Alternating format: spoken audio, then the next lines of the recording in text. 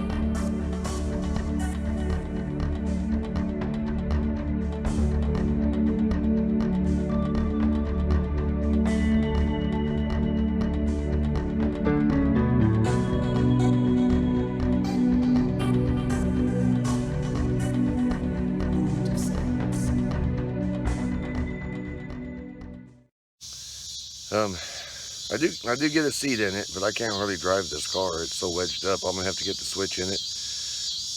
Maybe we'll just take it down for the road. It does really good. All right, folks. So I got the car loaded up on the trailer, and I hauled it all the way down to Mexico. So we're currently on private property somewhere in Mexico. Let's see how she does.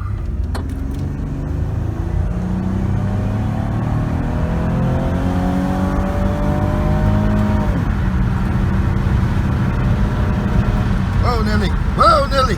Whoa! Woo! Boys, this car gets you in trouble. Kind of fun, though. All right, let's head back to the United States. Woohoo! And we're back. And I guess you can see what I mean. This car is really good. It runs good. It's pretty perky. That gets you in trouble. So where we're at now is in the reassembly, but the first part of that is to clean. And when I say clean, I mean sanitize. That way if there's any mold or mildew spores at all, you kill them. There's several videos showing you how to clean out cars that have gotten wet, that have mildew, have mold, and those are all good. But none of those involve stripping out the interior. Once you have the interior stripped out, it's really easy to do and there's no reason not to do it. We'll get into that real quick. Okay, underneath the carpet and all the padding and the insulation and the noise control here is this floorboard. There are channels that go through this floorboard. There's one right here, runs under here, comes out here, continues on to here, runs under there, comes out there. If you don't get those cleaned out and dried out, then spores can grow under there. So it's really important to get all that cleared out. So, what are we going to clear this out with? Rubbing alcohol. One of the best things you can use, and you need to saturate it down really well. It's what hospitals use, people. This will kill any kind of bacteria, infection, anything. You just wet it down. Rubbing alcohol is also a drying agent because it displaces the water. It takes water quite a while to evaporate, but alcohol evaporates quickly. And I'll show you what I mean here in just a second on this channel. What I'm going to do is I'm going to shoot a bunch of alcohol in this channel right here. And we'll see what happens over here. Yeah, here we go.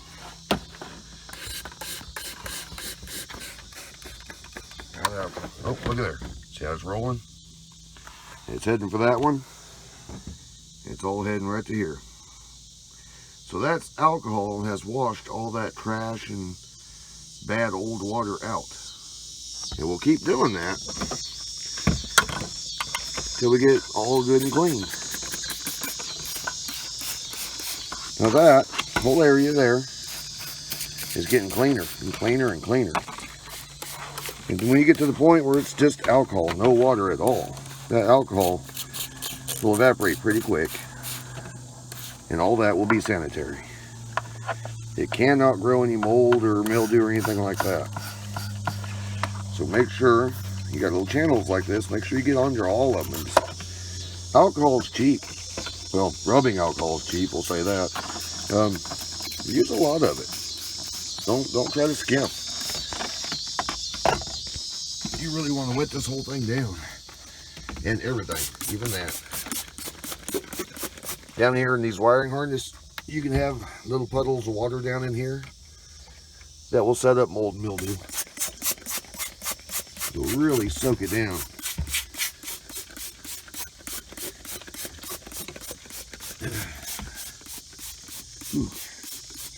And whenever you think you've got enough of this done, you don't. Do some more. Because it makes all the difference in the world. All right, I'm going to continue on this, and I'll be back. Oh, and I shouldn't have to say it, but I think I will. You do realize rubbing alcohol is extremely flammable, and we're spraying it all over electronical parts, such as that, this. You might want to make sure that you have your battery unhooked or completely removed, and make sure that this alcohol has completely evaporated before you put electricity to it. Make sure you're in an open, well-ventilated area. I'm definitely in an open, ventilated area. But if you got your car in the garage, get it out in the driveway. Because those fumes, man, they'll get to you after a little while. I'm going to get a couple more gallons of alcohol and get this soaked down more. Okay, now from here, we go into the trunk. And then you'll see there's little bits of trash here and there and leaves, whatever. All that need to be vacuumed out, but don't worry about that right now. Right now, we just want to continue weighting everything down with alcohol. What I'm using is a little spray bottle. Normally you have those around the house, you can find them. Or you can buy them for $1 at Dollar Tree, my favorite place to shop. But if you're willing to spend $10 or $11, we can step that up a little bit. We can do things a whole lot easier. I like these guys. You gotta pump her up. Alright, just gotta pump her up, and it'll spray for a while.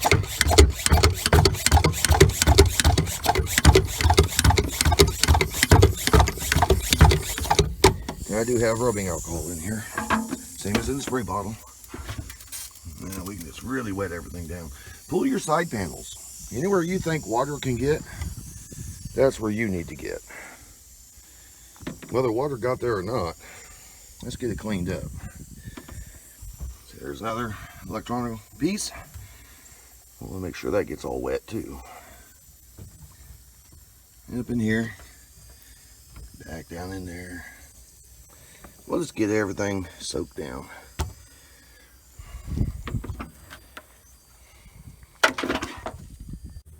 Okay, I've gotten the whole right side. I've gotten the floorboard all the way up.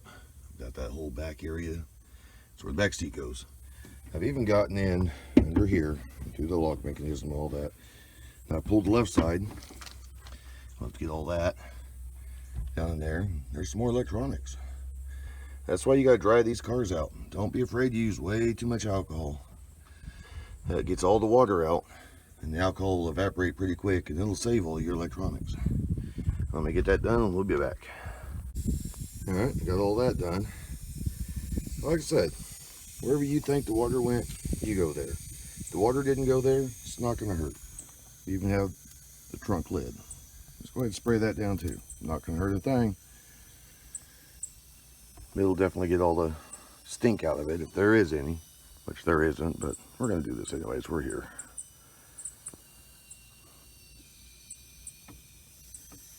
Alright, now we'll move on from there.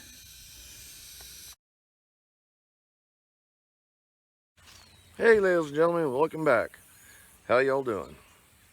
So off camera, I got another 45 minutes to an hour's worth of work done. In the interest of saving time, I didn't film it, but I'll show you what I've done. Okay, show you what I've done so far.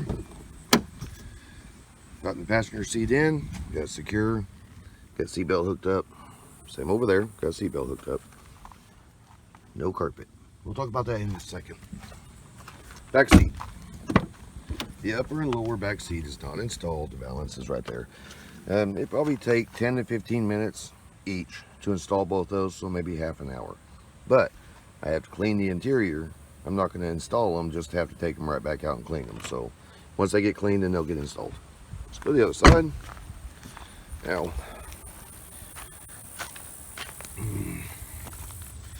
okay. What I've done on the driver's side, this is not permanent by any means. Ow. If you look, I just cut and taped the wires together right here. I have butt connectors and the shrink wrap and all that, and it'd be up underneath the seat to do it right.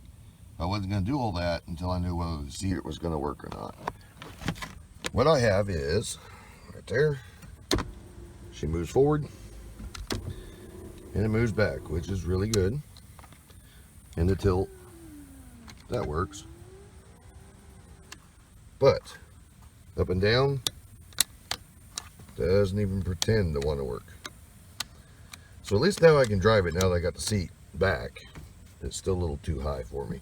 I'm 6 foot tall. If I was 5'6", I wouldn't have a problem with it. Still got to fix that. Did I mention no carpet? There's a reason for that. We are at completion level 1. Let me pop the trunk here.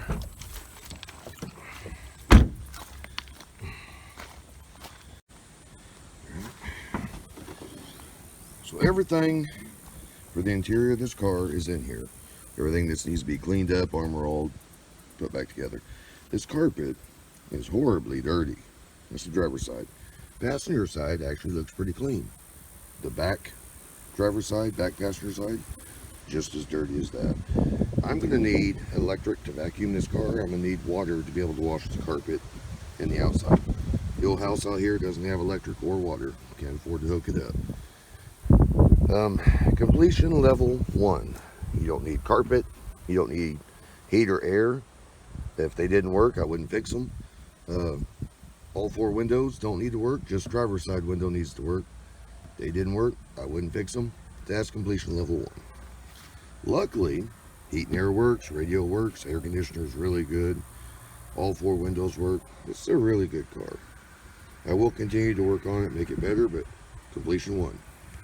And I would say we are roughly at 10 hours after I get the back seat and the balance reinstalled. That's it, folks. 10 hours, start to finish, to have a good A to B running car that gets you to work. All right. Still got to spit shine the outside.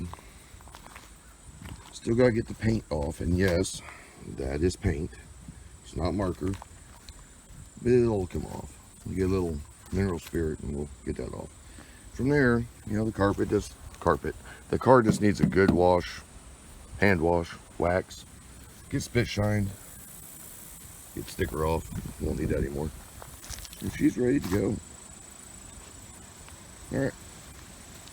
Oh, don't forget, folks, like, subscribe, and please share the video. Help people find me. Help a brother out.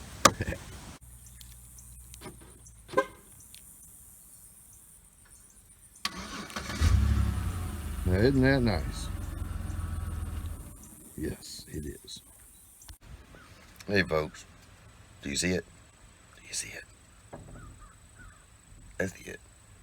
It's right there. It's that little arrow-looking thing. See it? Hit that. Share. Show it to all your buddies. Come on.